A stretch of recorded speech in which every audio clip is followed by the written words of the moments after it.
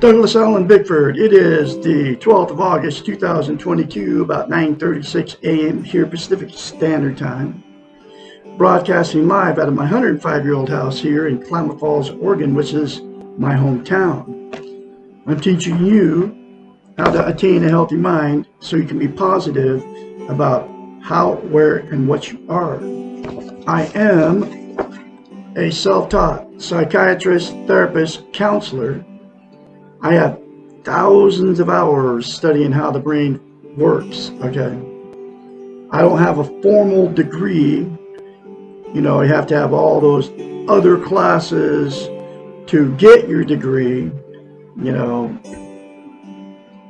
math, English, you know, the sciences, the biology and all that stuff, right? You have to have all these prerequisites to get your degree, college degree. I don't have a college degree, a formal college degree. What I have is thousands of hours of studying how the brain functions. So I went right to the main subject so I could bypass all of the schooling and teach myself how the brain works. And that's exactly what I've done. Thousands of hours, like I said, studying the science of the mind, which makes me qualified to be your psychiatrist, your therapist, your counselor, okay? Because of all my self-training, okay? I am offering my services 1 hour a week, 4 times a month, and to help you. I specialize in emotional, sexual, and physical abuse victims because I am a victim. I've learned how to heal myself. I can teach you how to heal yourself. My phone number is 458-232-5238. Call me to schedule your first therapy session. It's free of charge. The only thing you're going to have to buy is this book right here. It'll cost you $16. Come right to your front door. It's not weakness to ask for help, folks. There have been billions, I say billions with a B, of people that have been emotionally, sexually, and physically abused. That's the way it is. And people don't want to ask for help because we've been trained and taught that it is a weakness to ask for help. It's actually strength to ask for help. And you don't have to be afraid to call me, and I can be your therapist, your psychiatrist, your counselor. I can help you heal yourself. It worked on me. I'm the absolute only one attempting to do this on Facebook and YouTube. There's nobody else doing what I'm doing. I might keep at it because I want you to attain a healthy mind. So call me, like I said, 458-232-5238, and we'll set you up. So, in order to attain a healthy mind, you have to attain and maintain a thing called self-esteem. What self-esteem is how you feel about yourself inside. It's also known as self-love, self-confidence. Here's what self-esteem, the two words mean. Most people don't even know what the two words even mean. It's a taboo subject. Nobody talks about it. Okay? What it is, you know, we've all been in romantic relationships. You know, when you first meet that person, that good feeling, right? You're both on cloud nine. You're bragging to all your family and friends how great these people are, and you're walking on, you know, they can walk on water. You can do no wrong. They can do no wrong. That's how that good feeling feels, right? It feels right. I've had it several times, and it's it feels really good. So you think it's love, and you think you're going to be together forever because of that feeling, right? Anyway, what self-esteem is that good feeling towards yourself. Dr. Susanna McMahon, a psychiatrist, a therapist, a counselor for many years out of her life. She's 73, lives in Madrid, Texas with her husband. She has a doctorate in psychology. She also has a master's in philosophy. Wrote this book called The Portable Therapist 30 years ago, folks. It was published in 1992. Every lesson in it talks about how we've been trained and taught not to have self-esteem, not to have a healthy mind. So her clients would hire her to pay her big bucks to help them fix their unhealthy minds. She knew that nobody was teaching how to attain and maintain self-esteem, so she had to come up with a concept to tell her clients to do so they could give themselves self-esteem so she could fix their unhealthy mind. Here's that very simple concept. It's called mirror therapy. You look at yourself in the mirror, you say 4 things. I love you, I love my inner child, I'm worthy to be loved, I'm worthy to love, I'm full of goodness. Those 4 things will instantaneously give you self-esteem. But to maintain that self-esteem, you have to practice it. It's like lifting weights. If you lift weights for a while and stop, you have to start over from scratch. Self-esteem is the exact same thing for the brain. So, instead of criticizing yourself in the mirror, folks, we all do when we start getting older, say those 4 things to yourself in the mirror. The reason, and it'll take you less than 10 seconds. I love Douglas Allen Bickford. I love my inner child. I'm worthy to be loved, worthy to love, and full of goodness. That's how long it will take you, folks. The reason that she came up with mirror therapy and why it's so powerful is we cannot lie to ourselves in the mirror. It's a psychological event that happens in your brain. So, the very first time you do it, you'll have to force yourself to do it because you don't feel that way about yourself. That's why it's very easy for you to get in front of the mirror. We're all in front of the mirror every day, and either think or say something bad about yourself. Criticize yourself, right? Because that's how you feel about yourself. You can't say the 4 good things to yourself in the mirror because you can't lie to yourself in the mirror. So the very first time you do it, you'll have to force yourself to do it. It'll seem very, very strange and awkward. Just like when I told you that, it feels really weird. It sounds weird, doesn't it? And that's because nobody's ever taught you this before. So, just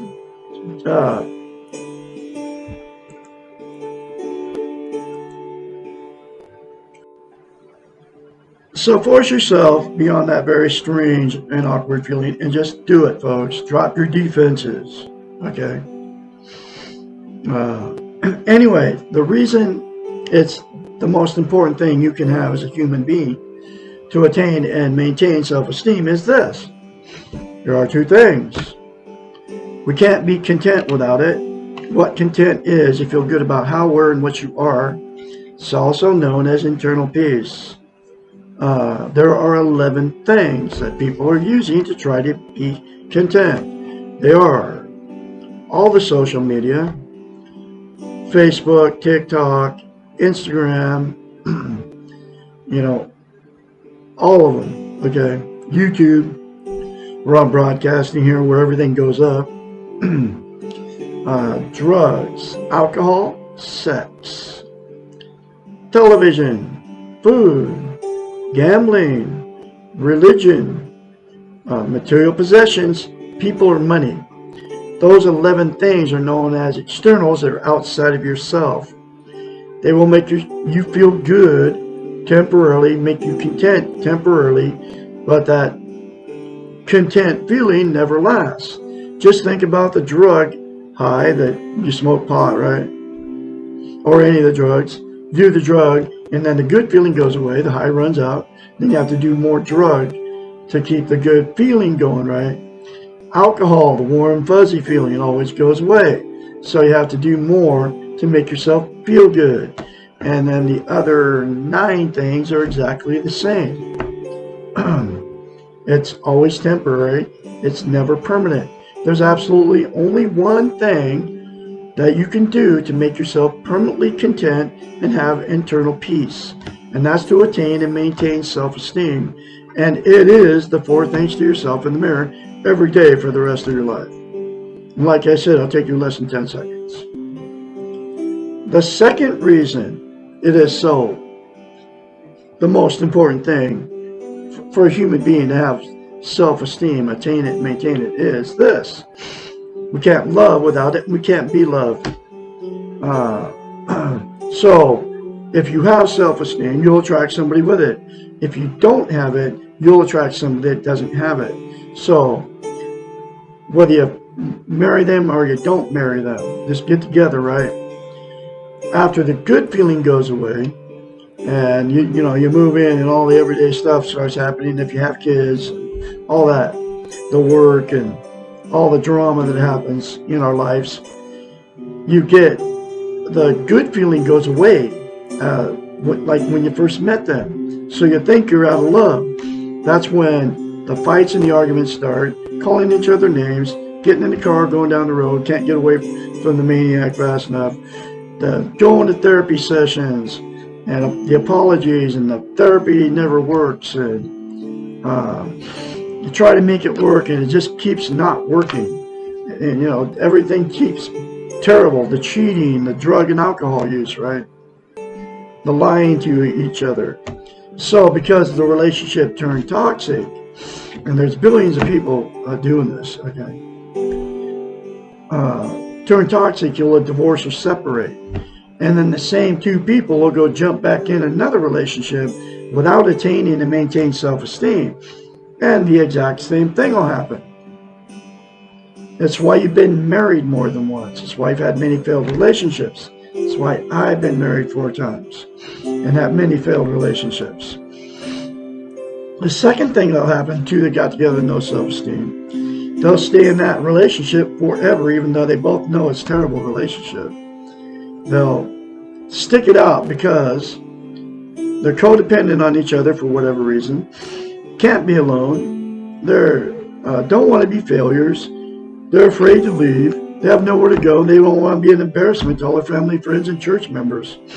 So they'll stay in it forever, even though they both know it's bad. They sleep in separate bedrooms, there's no sex, it's just done. The little innuendos and the name calling and all that stuff. And then at that point,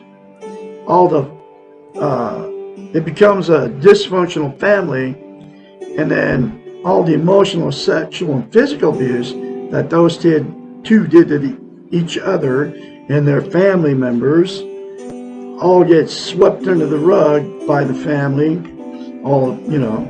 and then it becomes a dysfunctional family at that point, and then dysfunctional families produce more dysfunctional families. They produce children that get in dysfunctional relationships who make dysfunctional families.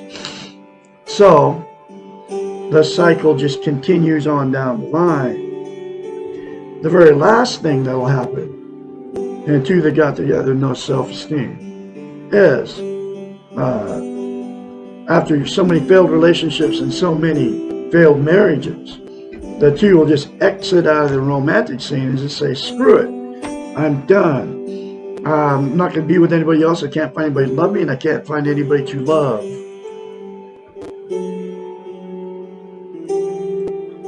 So they'll just be done, and then they'll use the 11 things to try to be content, but you can't be content without attaining and maintaining self-esteem. So they'll be just as miserable alone as they were in the relationship. And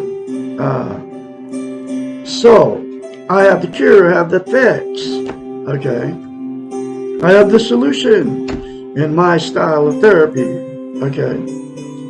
Uh,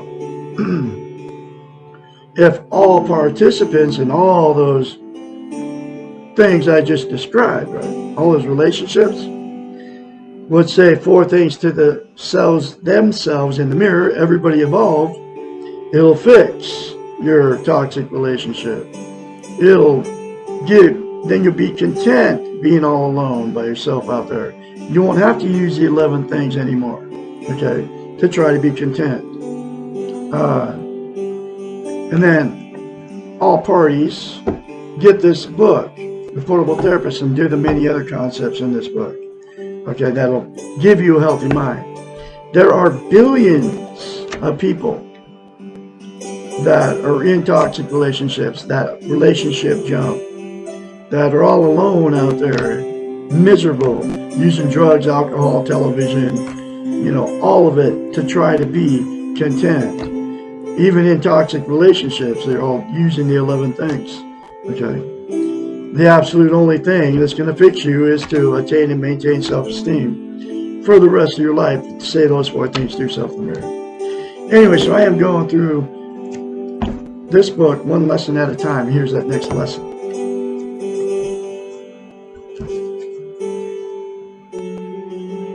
Lesson number 7.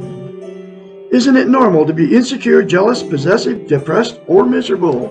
Question mark. If you define normal as norm, then the answer to this question would be yes! Exclamation point. It is normal to see insecurity, envy, arrogance, greed, possessiveness, depression, etc. in almost all of the people that we know. Think about that, folks. Many of our dysfunctional traits and states are what we commonly call the human condition. Perhaps it would be more appropriate to call many of our ailments the result of perhaps it would be more appropriate to call many of our ailments that result of the training of the model of doing. This is where she talks about how we've been trained and taught to be the way we are. Okay. Since we're little kids, it comes from the television, it comes from the social media. It comes from all the churches. Too many of us have been excellent students of an inappropriate and faulty system for coping and living well. That's why you got everything. You have everything, but you're still miserable. You don't even know why. It's because you don't have self-esteem, self-worth. We have been taught that our feelings and that we are been taught that we are our feelings, and that we are not responsible for the way we are feeling. We excuse inappropriate behaviors by saying things like, "Oh well, you know how upset he is," or "It's not her fault because she's having a bad time." We have been trained to believe that our feelings control us, that other people's behaviors control us, and that our reactions are not under our own control. How often we hear or say, "You are making me angry," or "What you are doing is making me jealous," or "I can't be angry at them because they can't help themselves," or "The world is making me depressed because nothing is working the way I want it to." There are literally thousands of examples similar in these in which our responsibility for our actions or feelings is given to someone or something outside of our control. The model of "you are what you do" not only implies that you should be able to control your destiny, but that you should also be able to control others around you so that you can achieve your goals. It does not teach us how to control ourselves, and it does not teach us what our responsibilities are. If your goal is to be balanced or to act responsibility, to let go of the craziness of life, to learn self-esteem and practice social interest, then you will find small comfort in being one of the many miserable people in the world. Misery may love company, but how many of us love misery? Particularly when it is unnecessary. Unnecessary pain is the pain that results from our own insecurity. I know people like this. I kicked one guy out of my life because he's like that. Because I can't be around people that are discouraging like he is. This just happened a couple days ago, 3 or 4 days ago. I can't let him drag me into his world. And he wouldn't listen to anything I was saying.